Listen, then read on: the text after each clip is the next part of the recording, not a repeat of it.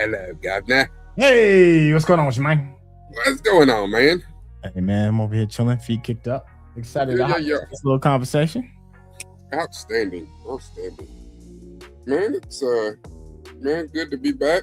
In this lane.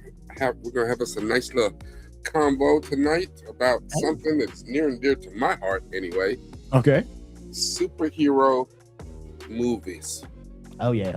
Now, I chose superhero movies for a specific reason. Okay. I am a longtime comic book nerd. Okay. And just once they started making actual good super movies, they had me. Now there's been all sorts of good stuff on TV and stuff like that got us through the years, but there was just so much. I decided not to include any TV shows and nothing that was animated. Okay. Just because then this list would have went on forever. Right. And even the list was super long as it was just doing movies. Yeah, that was a very that one was long in the tooth, bro. Yeah. A lot of selections. What's some throwbacks in there, man? Yeah, it was and stuff, and that's what I think too. Is like, in order to be able to tell the whole story, you have to look at the whole story. So I didn't go into stuff that's from the '60s and stuff like that. All right. Okay. But we're talking about the best 20 superhero movies out there. Then we had to have a solid base to start with. Okay. Yeah, well, you definitely it's solid. It was a lot. Normally when you get those gigantic lists, I kind of have to just go through and just the immediate thing that moves me, and I click that, and then I go back and try to fill in the gaps. But it was chunky enough that I had to do that a few times. I was like, dang. Yeah, okay, what else I did it. Even though I made the list, by the time I got through by the time I put the list together, I closed it out and didn't look at it for a couple of days. And then I went back in to pick my own picks. Yeah. Shit, I think it took me like half an hour. I was picking stuff, and then I'd run out of picks. I was like, oh, hold on, I gotta get rid of this. I pick this. Hold on. I forgot. I didn't see that. Right. Get rid of this, and I was like, damn. It was. That's what I enjoyed about it. It was a lot harder than I thought it was going to be, and I was trying to weigh my personal bias and stuff like that, and then not only think about not only what did I love, but what moved culturally, what had impact.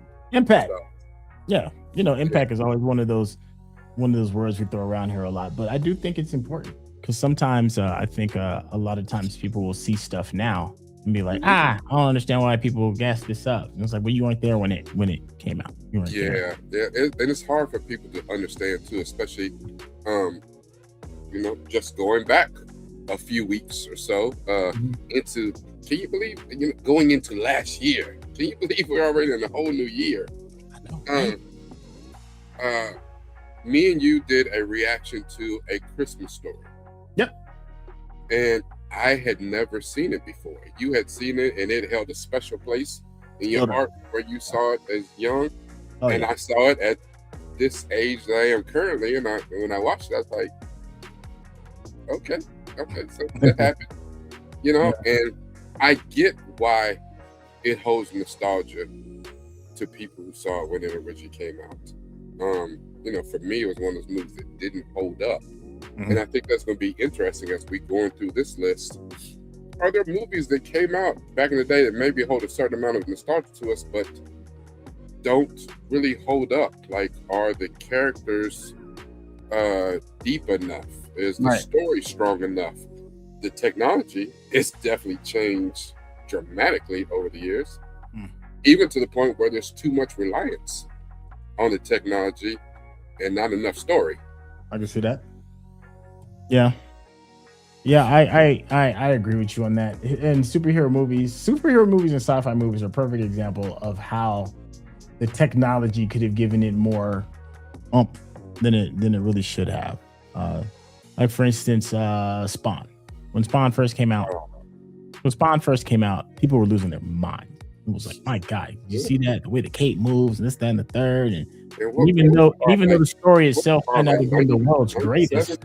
when you sit back and you sit back and look at it today, and you look at the CGI, you look at special effects, and it's like, ugh, it's not that much. And then you don't really have anything else to kind of go on. So the way you feel about it today is very different than when it first came out. Because when that movie first came out, I don't know a single soul that wasn't like, yo, that was it. That was it. It came out in 97. Yeah. Now people clown it. Now, but here's what we have to remember. It came out in 97. Right. And outside of DC giving us Superman and the Batman movies, yeah, there was nothing else like it. Like when Spawn came out, there was nothing else like it. Right. You gotta remember, Blade didn't come out to 99, the movie that saved Marvel. Yeah. That didn't come out to 99. You know, and then but once they hit Blade in 99, then you had X-Men, you had Spider-Man, and Sony and them were off. Sony and Fox were off to the races. Right. And then that changed everything as far as how we looked at superhero movies on a total thing. I loved Spawn. I don't know, I just thought it was an interesting premise. Just one of those things. I know a lot of people didn't fool with it. They're like, wait, so he goes to hell and becomes an assassin for hell? No, I'm not with that. You know what I'm saying? They just start, throwing anointed water on you and hate them. It's a story. I get that. For me, it wasn't a lot of folks that looked like us that was black superheroes at the time. And he was an anti-hero on top of that, so it was a very unique kind of thing. So in my neighborhood, it was like he was super beloved. Like Spawn was like, he was one of the few black heroes, anti-heroes that didn't have the word black in his name. Yeah, no, it wasn't shooting electricity. Yeah. Yeah, Al Simmons. And then that was another thing about the movie too. I love Michael Jai White, so There's like Michael Jai White in it. I was like, yes. Yeah. I hear, because that doesn't only hold a special place for us, it holds a special place for some other people. So allegedly, the script is finished for Jamie Foxx's version of Spawn. Yeah, it could be interesting. I'm not mad at that. I mean, Jamie's one of those actors. It doesn't matter what he makes. I'm gonna go check him out because he's just raw talent. Now, I'm not saying everything he makes is good. Let me be clear. But when he's just whatever it is, dancing, singing, acting, comedy, music, it don't matter. Jamie can do it. So whatever he signs off on, I'll at least give it a once over. He can pull off the action bits of it, and you know what I'm saying? I don't have no problem with that. He could definitely pull off the humor. So, and I guess it would be down to the supporting cast, but with the technology and things that we have now, if he's got a good, stunt team and fight choreographers and stuff, it could be really good. So should they bring back John Leguizamo? No, I think there's probably someone better. Like he probably would never do it, but I mean, if you get somebody like, I think one of the best actors, pound for pound, that does that kind of emotive acting right now is Bill Skarsgård. He can't miss right now. He can't. Miss. And of course, this is not a project he'd probably be like, "Nah, I'm good." But I think he would believe that he's a little too big for that project. Yeah, maybe. I mean, but an Oscar winner, Jamie Foxx, is doing it. So I mean, you're not too big. He's like, but I'm now the property that owns Spawn, is it Image or is it Dark Horse? It's Image. It's Image. Image. Okay. Yeah, Image Comics spun off of DC Comics back in the day. A bunch of their writers and artists and stuff got fed up, and they left and formed their own company to do their own thing. Yeah. And I loved Image Comics. They had a lot of heat back in the day. So. Dad had brought up Blank Man. As far as Blank Man, I think was the first black superhero movie, wasn't it? No. Meteor Man. Meteor Man. It was Meteor Man. Meteor Man. Robert Townsend. Yeah. which was great. Tiny Zeus Lister, the ultimate villain, and that was Don Cheadle. He was the head of the Golden Lords. Or was he? No, he wasn't the ultimate villain. It was the other light skinned dude. It's been so long since I've seen it. I haven't seen it since it came out. So. Yeah, it's something else. That movie doesn't strike me as the type to hold up. Had Bill Cosby in it. Yeah, it was a different kind of movie. But again, you're talking about, I want to say that movie was like 93. Yeah, that movie's maybe like 5 years old at least. We had no type of representation. I mean, because that's when they're putting out those first Batman movies. So yeah. I want to say Black Man, I think it was like 94. Let's see. So I said the creators from Image Comics were from Marvel and DC. Yeah, there were a few from Marvel. Most of them were DC dudes, but there were some from Marvel. And that happened. To be fair, I'm saying DC only because some of those guys, they got famous for the work they did on DC. You know, a lot of those artists worked on both companies back then. They weren't company exclusive, so right. Some of them have worked for both, but they got like famous for what they did. Now, if I remember right, like I know. The 90s was a tough time for just comics in general, right? Comics as a whole were kind of like falling off, right? Around the mid 90s, as far as I mean, the comic book industry was dying. Yeah, people weren't really reading anymore, and I think that was one of those things that facilitated why DC ended up in the hands of Warner Brothers. Marvel was dying. They were on the verge of going bankrupt, going out of business altogether. Right. I don't know. I think DC wanted to buy them, but Blade saved them, and then they weren't saved, but they were saved from going out of business. And then they eventually sold to Disney. Disney put the money behind them, and we've gotten some excellence, but we have gotten some craptastic things. So, it'll be interesting to see where this goes. Yeah. Before we bring on Frank and before we jump into our list, I'm going to ask one more question. And everybody in the chat, too, answer this question as well, because I think it's important. Is there superhero fatigue? Are we just at the point where we just sick and tired of, people in tights and capes and shit like this?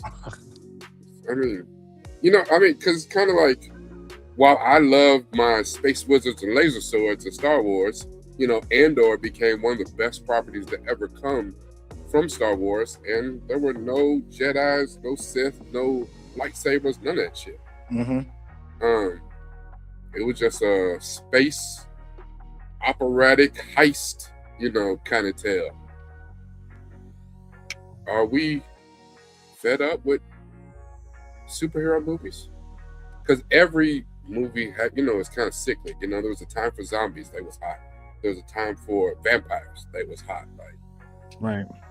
Are we sick of superhero movies?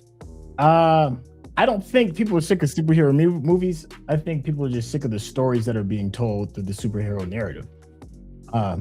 Because if you get down to it, right, everything is a remake and a rehash. There's only I forgot what the story is, what the old saying is. There's only like eight stories.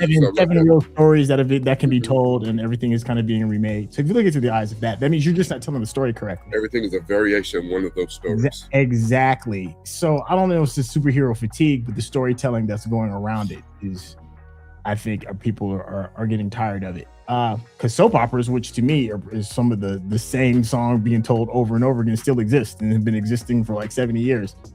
It's kind of like how we had just talked about when we did the New Year's Eve live stream. What the number one movie right now, as far as recency bias, is Avatar: Fire and Ash. Yeah. But when we talked about the first Avatar movie, I was like, when I watched that movie, I was like, oh, I've seen this movie. It was called Pocahontas. First time I saw it. It was called Dances with Wolves. It's the exact same story. Exact same story. Yeah. I just read an article. I think I sent it to you. I think Chuck is the one who put it in our chat. Okay. That Avatar and Get Out is the exact same movie. And reading through dude's point for point, and I was like, well, shit, he's got a point. Yeah. Pretty good.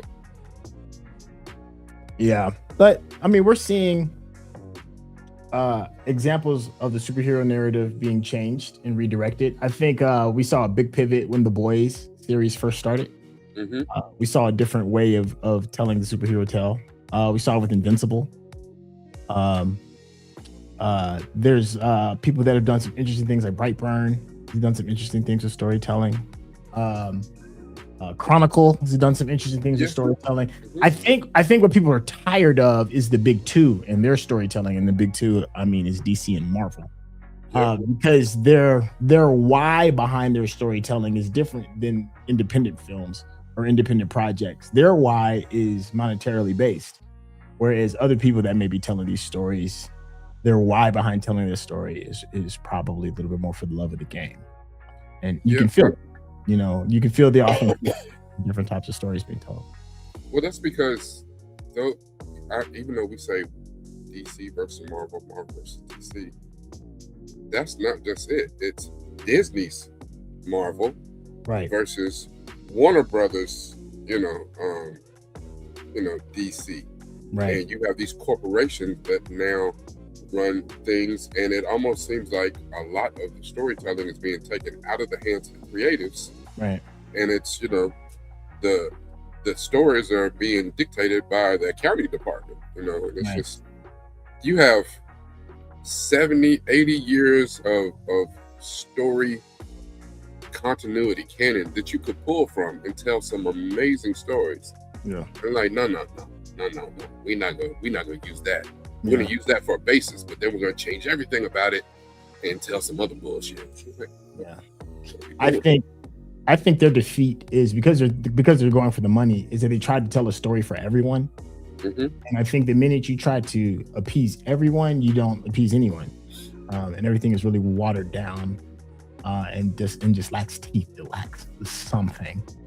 Whereas if you were to jump into like individual comics, if you go to a comic on a comic book stand, there's a certain voice or a certain group of people or a certain genre that they're trying to try to address specifically. It's very specific, and we're kind of losing that in modern. Well, DC and Marvel, they're like, we just want to get as many people in the theater as we possibly can, and then you watch it, it's like, who is this for? Yeah. For me, and I know I'm about to get dragged for this, I enjoyed like the last Superman because it went back to the roots of, let's just make a fun films. We're not trying to make it for everybody per se. It's like, this is just a fun story that we're going to tell, whether you like it or if you don't. It's not necessarily dark and gritty or too bubblegummy, or it's just like, this is just a cool story, and I'm going to tell it. It didn't seem like it was trying to put every butt in every seat. And then on the other side of that, I really enjoy the Daredevil movies. I mean, excuse me, not Daredevil movies. The oh my gosh, I can't think of his name. Deadpool, excuse me. There we go. I really enjoy the Deadpool movies. Deadpool is not for everyone at all. No. Period. Deadpool has a very specific audience. And it's like, I'm going to cater to this audience. I don't care if this audience gets offended. I don't care if this isn't for them. I'm appealing to this, and I respect it for that. And it was good as a result of that. The minute you try to make it for everybody, then it's not gonna work. Okay. Let's we've been yapping for about 20 minutes. What's up, Mark? Before we bring on Frank, who's in the back, I do want to say hello to everyone in the chat. Thank you for showing up. Thank you for being in the chat. Continue to chat and drop messages in there. We'll get them and try to throw them on the screen and go over them, as best we can. And if you have something that's really pressing that you need to say and we need to talk about it, remember, super chat is always available. Super stickers are available. Let's bring up Frank. Hey. How you doing, man? Good, yeah.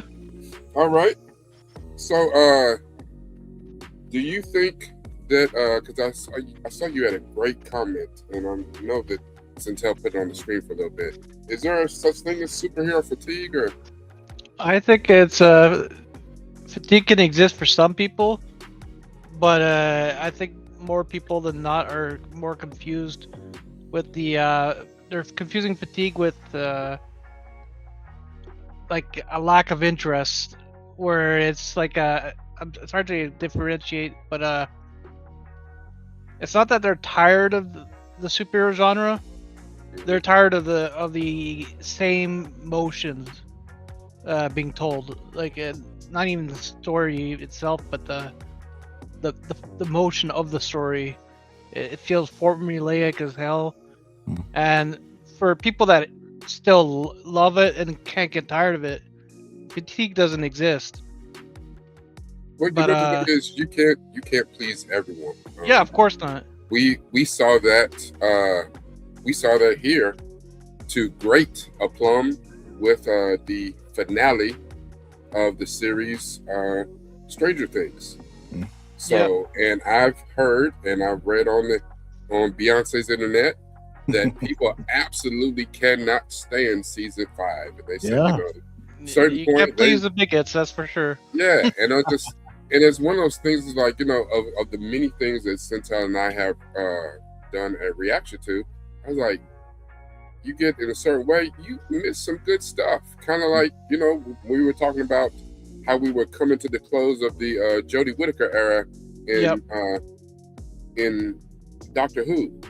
Yeah, they missed some good stuff. Missed some good stuff. Yeah, they did. They missed some good stuff, and it's more so about I'm a fan of Doctor Who, and I understand you get pissed and be like, man, what is this? I was a fan of Game of Thrones.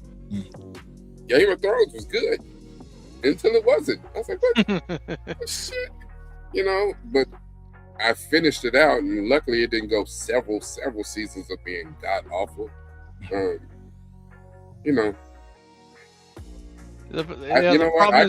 cannot agree with that. Listen, HSK Hero Reborn. Just think about what you're saying. think about what you're saying. Okay, so me and Centel do these reactions. But if the Eternals made a TV show that was 8 or 9 episodes, those episodes probably would have been an hour apiece. So now instead of us getting a 2-hour movie where we're pulling our hairs out and be like, what in the hell was that? Now we done watched 9 hours of this shit. Hell no. Yeah. That's like watching what was that shit? Daredevil Born Again. There's only so much set the table we could do. Like, hell no. I do think it would have benefited from being a mini series or something. More time to develop the 30 plus characters they threw at us at once. Thank you, Frank. You beat me to it. That's what I was going to say. I'm going to go on a limb and say I agree with HSK Hero. Thank you. I don't think the Eternals is as bad as what everybody says it does. It's got a whole lot of problems. It does. But the dragging that it gets, I don't think it holds if you watch it again. I do think that should not have been a movie. It should have been like a 3-part miniseries, maybe 4. 8's a little long. Eight's not 8. Yeah, not 8. I say maybe like a 4-part miniseries so you can add some depth to the 55 characters that are on the screen. There's way too many characters for a 2-hour movie. Yeah. Normally, I would agree with you. And I didn't absolutely hate Eternals. It just, in the pantheon of Marvel movies, it bored the shit out of me. I was like, what part of this is superhero and action? I was like, I'm going to sleep. Like, they should have treated it like it was like a mythological story. Like how we'll see stories that deal with like Greek mythology and stuff like. It should have come at like that angle instead of like a superhero angle, because it feels they're more that they're these pillars of society that have been here since the dawn of man, sitting here trying to protect them, and you need time to tell that story. You can't tell that story in 2 hours. Yeah, it comes out of nowhere. But then they did where they need time to talk it. They've been here since the dawn of man, but then they did this we don't get involved shit. What purpose do you have? Here's the thing. The only reason I said that no to an Eternals TV show, okay, is I don't have faith in them to wisely use the 8 or 9 hours that they got to tell this damn story. No, just give it 4.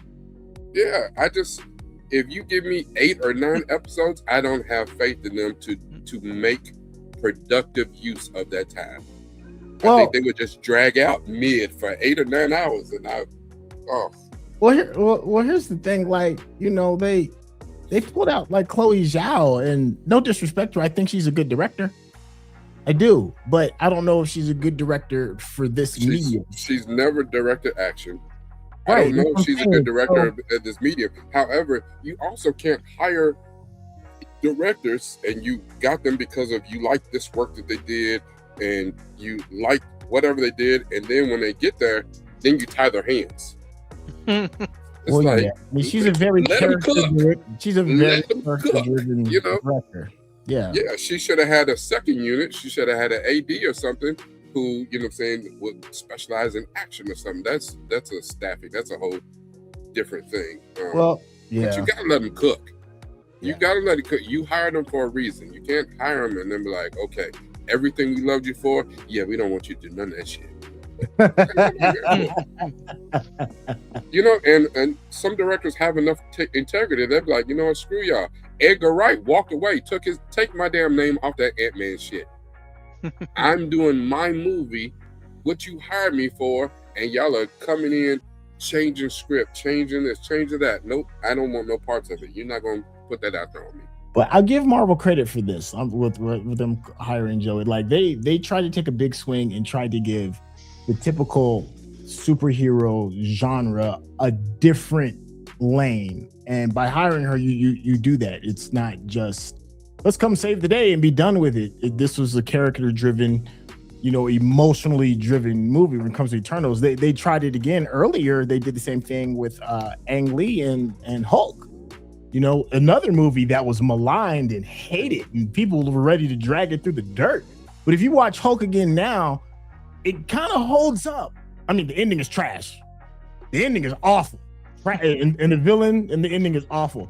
But what Ang Lee was trying to do is very different than when they try to tell these superhero tales. It came from more of a place of heart, and what it, you know, and the anguish that Banner was going through, and, you know, daddy issues and all that stuff, right? But if we were talking about superhero fatigue, then you have to shake things up. You have to shake up the writing. You have to shake up the directing. You know, you have to take some really big swings. So I applaud the idea on paper of getting Chloe for Eternals, and like I applaud the idea of them using Ang Lee. It just didn't necessarily land. You know, I don't know whose idea it was. Like Ang Lee's The Original Hulk with Eric Banner. Yeah, is a movie that I cannot watch again. Like if it comes on, if it comes on the TV, I'm gonna keep scrolling. Okay. You know, like I could actually watch parts of Edward Norton's, as problematic as he was. That one was good though. And he is one of the few people that Kevin Feige said he would never work with that man again. Yeah. So that just showed you how problematic he was. Yeah. So I get it. But I tell you this about Ang Lee's Hulk movie. Yeah. If you take out every part with Nick Nolte and just watch that, it is a phenomenal movie. I shit you not. Fast forward through everything with Nick Nolte in it, and it's phenomenal. Look, he got some people that's like, nah, Hulk's still bad. He looked like a buff Shrek.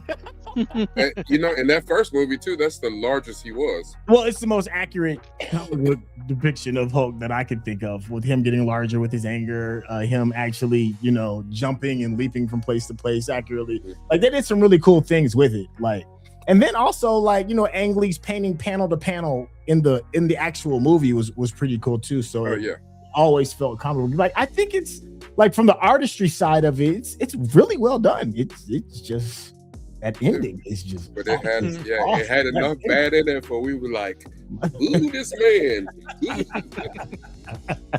Centel, we have a. Yes. Hey, wait a second. Hey, thank you. HSK Hero Reborn. Thank you for the super chat. Thanks for the shout out blessings for 2026. Absolutely. Executives from Mouse House need to stop interfering with the visionaries that understand the content. Look what happened to X-Men 97 showrunner. Boy, you just said a whole word. Easy. That's a whole tangent right there. Hey, listen, we can't go down that road right now. But listen, I almost put up a sign, free Bo DeMayo, like.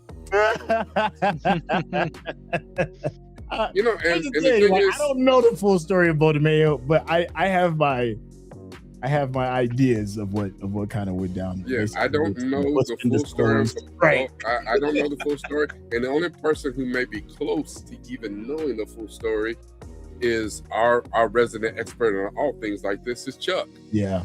Because Chuck used to work for Disney and he knows enough people behind the scenes and he's still in the chat groups. He know every damn thing. Yeah. He know it before it happened. He's Nostradamus over there. So Chuck may know, but I think that he was railroaded a little bit. He was a little bit too vocal. Because I wouldn't see that Disney has a whole problem with his whatever alternative lifestyle, but right. Human beings do human being things. That's all I know. So yeah. So I don't know. I think if there was some bias, that's all. X-Men 97 changed everything. It changed animation. It changed the way that I watch superhero things. Like that was all gas, no brakes. Yeah. And from that point on, after it went off, I compared everything to it. Yeah. Well, it said it created a new watermark. Mm-hmm. Well, it especially created a new watermark for attention spans. It's like because of the fast-paced stuff. I don't know if you could kind of go back. It definitely appeals to the TikTok generation of like I need everything. I need a water hose of quick cuts directly into my face, and I was for it. I was like, yeah, for this day and age, this is perfect for the times. And it set that standard. Like there's a big difference between X-Men 97 and Avatar, like The Last Airbender. Like way different in pacing and let's see how things kind of like how we can breathe more life into some of these characters and let and take time to grow. Like it took you an entire season and a half to like really set in with some of the characters when it came to Avatar The Last Airbender, whereas X-Men 97 they gave you a 30-second cut of something that was so absolutely crazy you couldn't look away. Now I will say this: strategies of how we want. I will say this: X-Men 97 was a cheat code because it was a continuation in style and damn near story from the X-Men animated series that came on in the 90s. Like they ended in like 92. But then gave us a water hose of nostalgia though. Yeah. And then not only that, so you have 60, 70 years of comic book continuity and canon for X-Men. You have, at the point where this came out, you got what? 7 damn X-Men movies. Not all of them good. That's, a few of them good, so it's kind of like Star Wars. They put out 11 movies, had 4 good ones. Like, stop it. X-Men was kind of the same thing. So they had movies, they had, video games. Yeah. So to jump into X-Men 97, you're not really jumping into something. I mean, you have to be like one of my kids, like where you've never been around anything and you know nothing about who Wolverine and Cyclops and none of them are. They did have some character on screen. You'd be like, well, who's that? But most of them, if you've seen any sort of pop culture, you may not know who Wolverine is, but you dressed up as him last Halloween. Like, you know what I'm saying? So that was kind of a cheat code. Avatar: Last Airbender, we didn't know anything about that. They had to start from scratch and build us up. And that's why it took longer to get us into it. Could they have got to more action faster? Yes. Yeah, but you can't use this style for Avatar: Last Airbender. That doesn't work. It would be a massive failure. Because the impact is us taking our time to really get to know every single character, so every character held extreme weight. X-Men was just like, strap in. This is going to be a roller coaster ride, and I promise you, if you can keep up fast enough, you will have a good time. And it stuck the landing. It was successful.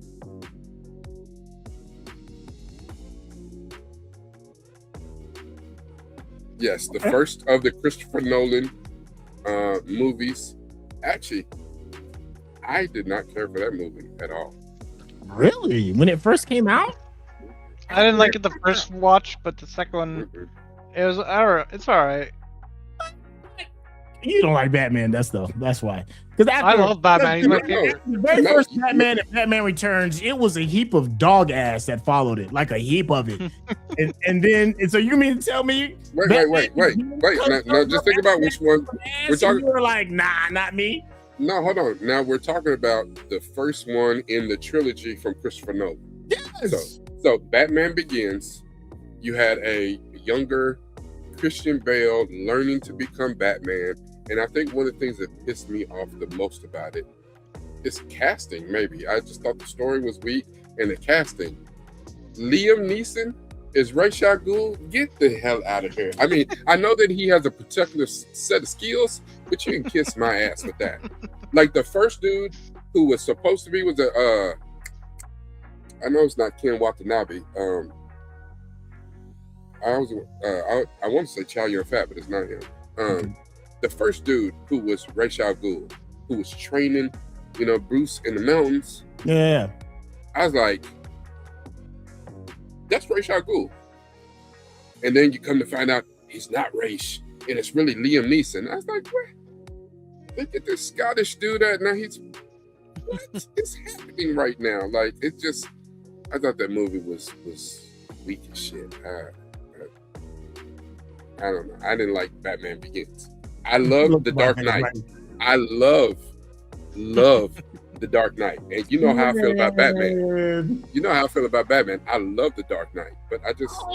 No, stop. This is some revisionist history bullshit that you're giving me right now. No, I love The Dark Knight as a movie. I thought it was an outstanding movie. Man, and once again, I go back. Ledger made the movie for me. I can't lie. Once again, but as far as the Batman movie, I go back to all the dog ass movies that had come in before then. It was not only was it good, it was a refreshing. The possibility was refreshing again. It's like, oh my God, we can actually tell superhero stories in a very realistic kind of way. It was the first to do it.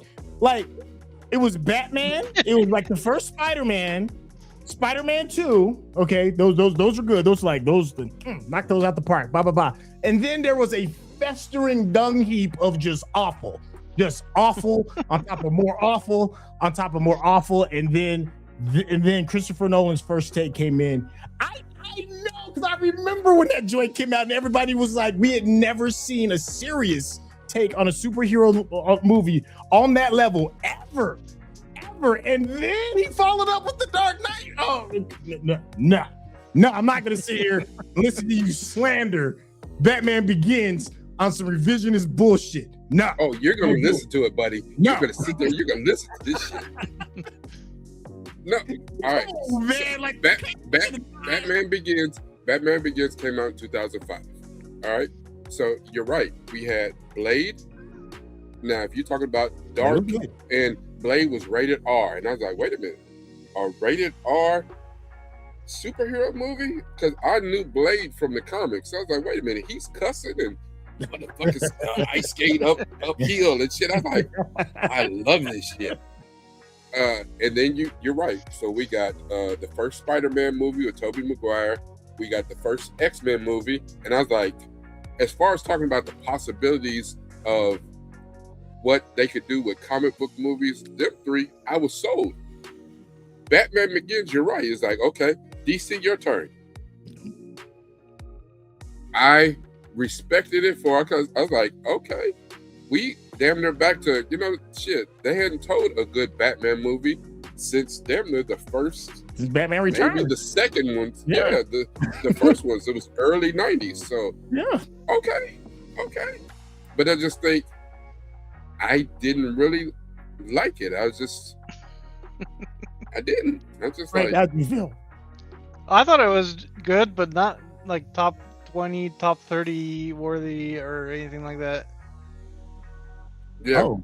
Out of all the movies that was on the list, this one making it in, I was like, Ooh, somebody throwing a shot at me. I'll say this much: we live in a post the Batman universe.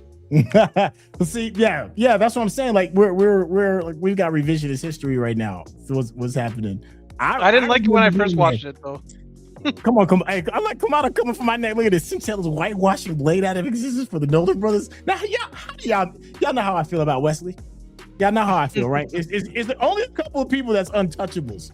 Denzel Washington is untouchable. You can't talk bad about Uncle Denzel. Only I can talk bad about him. All right, I'm the only one, and I let Denzel have it, but it comes from a place of love. I don't want nobody else talking shit about Denzel. Hold on. Wesley Snipes. This right here is funny. This right here is funny.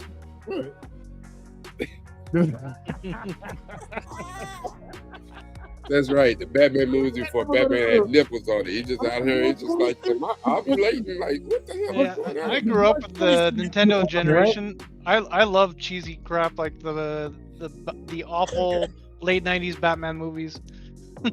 Oh yeah. Man, that Batman man. Once Tim Burton let it go. Woo! Oh, Holy Rusty Batman. Was it Holy Rusty Metal Batman? What was it? He was like, no, there's metal, it's holy and it's rusty. Right then, that was the epitome of I'm done. That was Batman and Robin, I think. Batman and Robin, I think was the name of that. That was the fourth one, yeah. See, even though I did watch it in real time, I'm with Dominica. Like, I didn't watch Nolan's Batman movies in real time, so I don't have this history. Batman Begins was not my thing. And I did watch it in real time, and it was not. If you didn't watch the in time, I can understand. I can. I will concede that if you didn't watch it in the context of the times and when it came out, and you're watching it now, and you didn't see that pile of shit that we had to suffer through before we got there, I'll give you that. Only real connect. Wait a minute. Only real connect. Rocky Matters, I love you to death. And just so everybody can hear us, yes, Rocky Matters. I did receive my gift. Thank you so much. I thought you were agreeing to Rocky Matters poster. No, that's. I was like, no, you know what you got? You got to say something nice before you tell them that they crazy as hell. No, hell no. Hell no. What? Is your fake? I understand because you felt like they were laying the field for larger universe, but I guess that's the problem of all those movies. That's like Spider-Man 3 and all these other movies where they start meddling and they done mess this shit all up. Like Rocky Matters, what are you doing? Why would you say that out loud? Like Wesley Snipes was so disgusted with that shit. He showed up, damn near didn't talk to nobody on the set. He just like he was as difficult as they came because he's like, the script is shit, y'all out here, and they basically made the movie as a vehicle for Jessica Biel and Ryan Reynolds characters. Oh. And he's just like, no. I pretend like it doesn't exist. No, because it's disrespectful. Yeah. The man who saved Marvel, the man who just killed it with Blade and Blade 2, and then you give him this shit and make a Blade movie that he's not in it. Why you think the Blade movies with Mahershala Ali ain't got off the damn ground? Yeah, they ain't got off the ground because when they looked at the script, Mahershala Ali said, "Oh hell no, y'all ain't gonna They ain't gonna do me like that." It's a Blade movie without Blade. What kind of shit is this? No, I'm not doing it. I feel like that project was like made on an Indian burial ground or something. Like it's like nothing good or natural shall grow from it. Like somebody needs to throw a virgin in a volcano or something to get the stank off of it. Because I need another Blade movie. I think they're trying because we got a very good Blade in Deadpool and Wolverine and a very good Blade in Marvel Zombies. Listen, you can't. It's Hollywood. Where are they gonna find a virgin throwing a damn volcano? You sound a better chance catching a leprechaun. Yeah, most definitely. All right, number 11 on the list. Did you read my message? Well, all right, let's read it. Blade 3 was my favorite because I felt like they were laying the field for larger universe. Blade 3 to me is unfinished, and it is.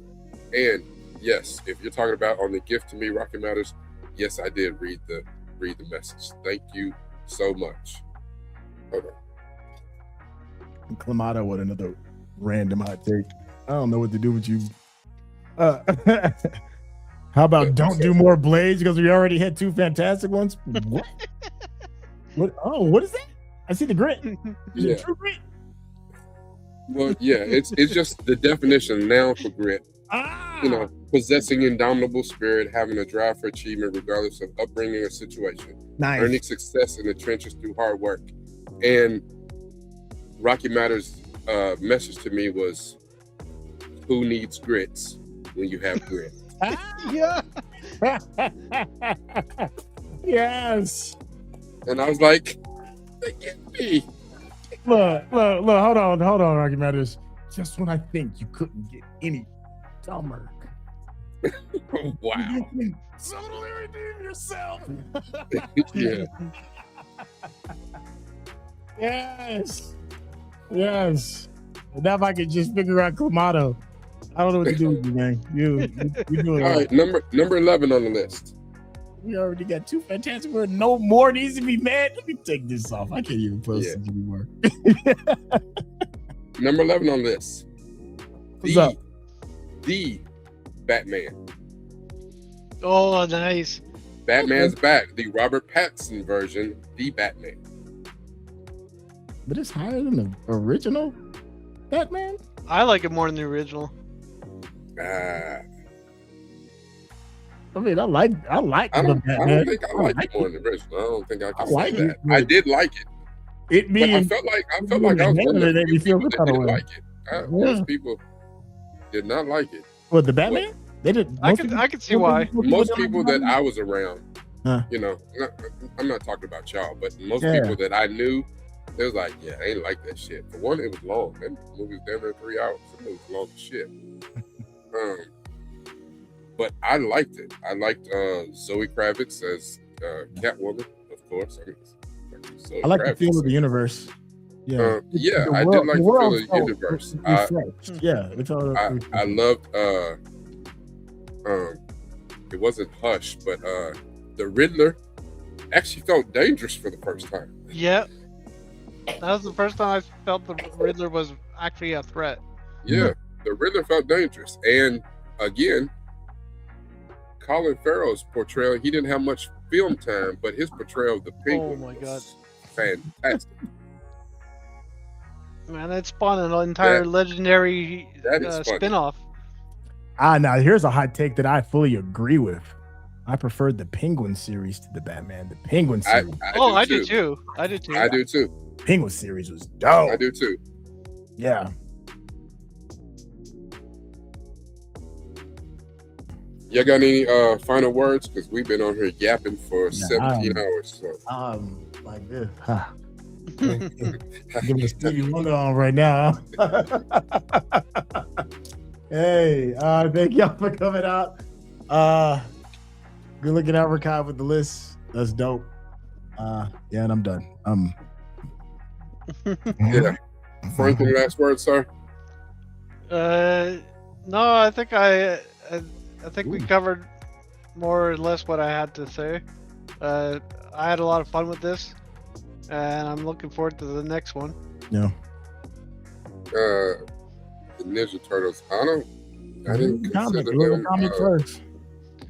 However, make sure that you hit the poll, because next week's conversation is going to be movies based around toy lines. Okay. And guess what's in there? My Little Ponies for number 1. You know what? Somebody gonna vote for that bullshit. Somebody's gonna vote for it. Yep. But so if you like Ninja Turtles, they're definitely in there. So movies based around toy lines. So we can talk about a little bit. I'm gonna be upset. Transformers, He-Man, G.I. Joe, Ninja Turtles. So somebody gonna Barbie. You gotta have the Power Rangers in there. Power Rangers, yeah. So there's gonna be a lot in there. So Rainbow. All right. How about that Wesley Snipes replay for TV Blade? Remember when it was Sticky Fingers? From Onyx? Yeah, it was Sticky Fingers. That shit was a replay. It was on a Spike TV too. Yeah. Like, it wasn't even like a real station. Yeah, it's on Spike. TV. All right, thank y'all for showing up. Make sure that you guys, I don't know, if you check my page and you check Centel's page, like the community pages, we will put the polls up for next week's vote. We'll start posting those on Monday for next week's vote. So thank y'all for showing up tonight. Peace, fellas.